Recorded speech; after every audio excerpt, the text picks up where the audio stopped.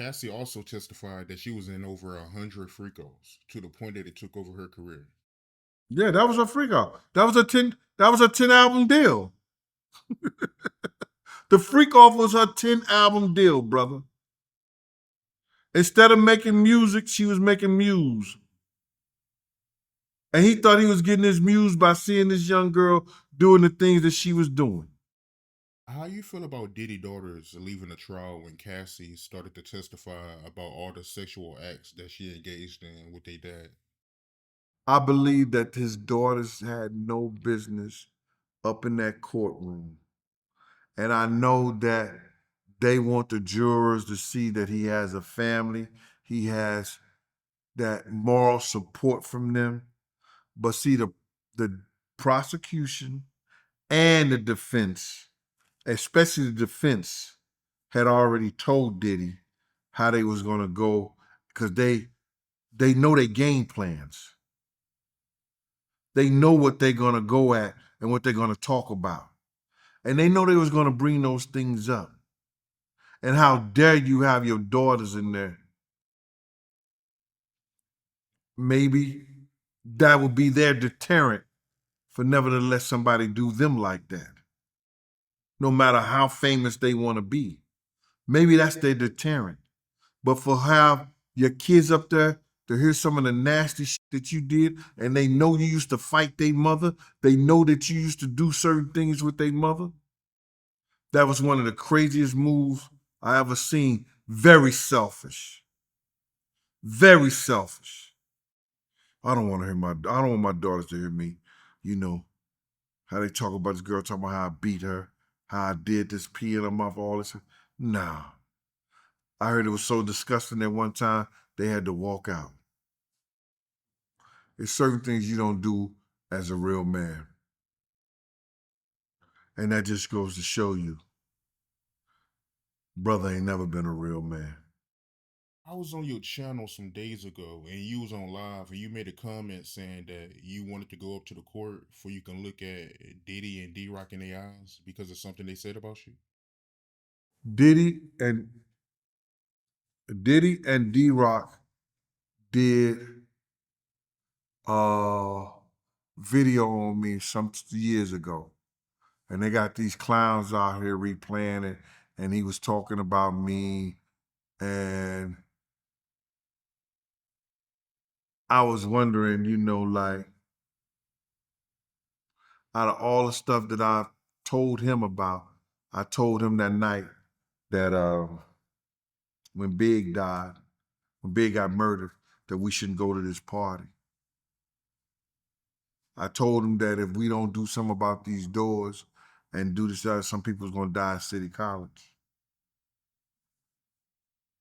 It's a couple other incidents that we were in that I had told him prior to the stuff going down that something was going to happen, and it happened.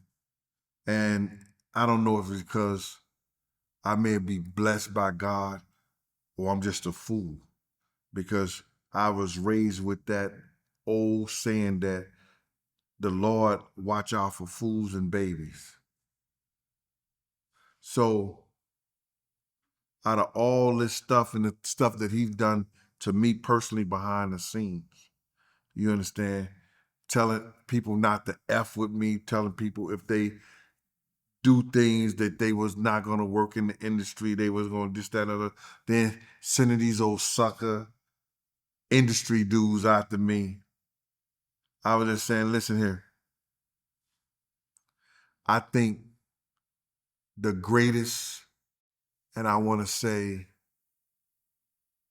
get back was him to see me in court, and I look him up in his face, and I say, I don't want to hear that shit, and walk out the courtroom. Why you ain't go? I'm in St. Louis, brother. I will be there soon. What did D-Rock say out of curiosity? No, they was just D-Rock was just being his hype man about, you know, a security personnel that ain't got no business talking about what he was talking about because I don't owe you nothing. Brother, you owe me your life. Because had I not told our driver to run the next 3 lights, we'd have been sitting at that light. And those guns that hit Big may have hit you and may have hit me. Because Big whole door was shot up, his door and the door behind him, and I was sitting behind you. The reason I told our driver to run the next 3 lights was because I had just took a course from the DEA, the Drug Enforcement Administration, and it was surveillance and interrogation. And I was blessed to remember run 3 lights or take 3 rights. And I told our driver to run the 3 lights, the next 3 lights. Not that particular light, but the next 3 lights, run them. So him and D-Rock did what they did. And I think me being in the courtroom, looking him in his face and walking out would be poetic justice.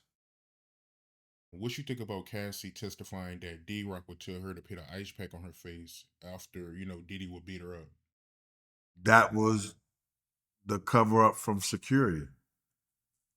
Security had to make sure, and D-Rock was the cover up man to make sure Cassie didn't be seen with her face bruised and battered. D-Rock had that type of charm with the women too, that he probably could do that with her. So that's why he put D-Rock up to do it. How you feel about Diddy appearance in court? They saying that he got all gray hair, his facial hair, his hair is all gray.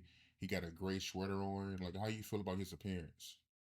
Well, first of all, he can't use that stuff in court.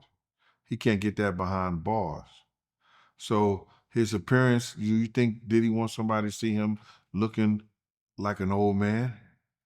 He can't do nothing about that because they're not going to let him dye his hair in jail.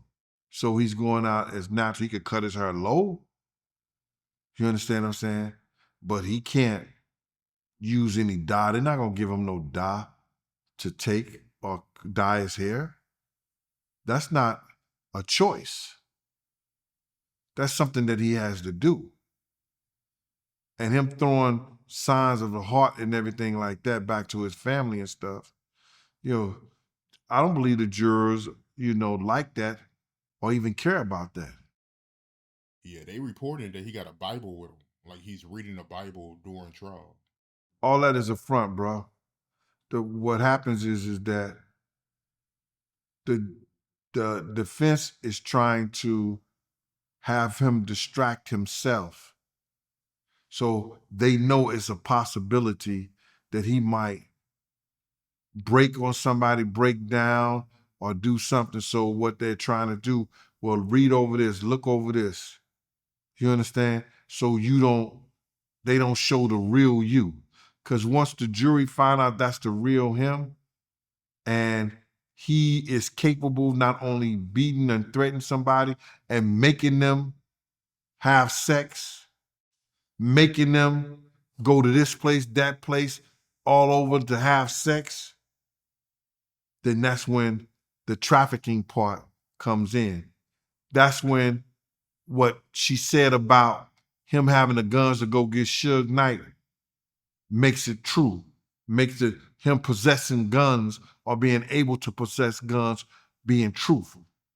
So when they see all that and all that comes about, that's what's going to make him get convicted because they're going to see his true self